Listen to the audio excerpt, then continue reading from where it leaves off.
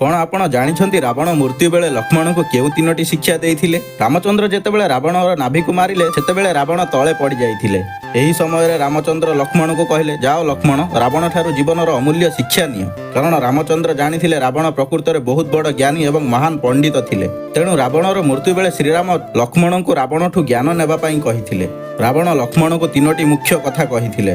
प्रथम कथा, जीवन में जदि किसी शुभ कर्म रही ताहाकु प्रथमे शेष कर, कारण मु श्रीराम को जानिबारे विलंब कली, तेणु आज मोर यही दशा होईछि। द्वितीय कथा, केबे भी निजर शत्रु को निजठारु छोट बा दुर्बल भाविबा अनुचित, कारण बानर सेना को मु दुर्बल बोली भाबिथिली, जहा मोर बहुत बड़ भूल थिला। आउ तृतीय कथा, जीवन में निजर रहस्य काहारी निकटरे प्रकाश करिबा अनुचित, से जेते भी निजर प्रिय व्यक्ति हेई थाउ ना काहेकि, कारण मु मोर मृत्युर रहस्य विभीषण को कहिथिली, जेउथिपाई आज मु मृत्यु शय्यारे शोइछि। रावणर एही तीनोटी अमूल्य शिक्षा आम जीवन को मध्य सफल बनई थाए। कमेंट रे जय श्रीराम लिखंतु।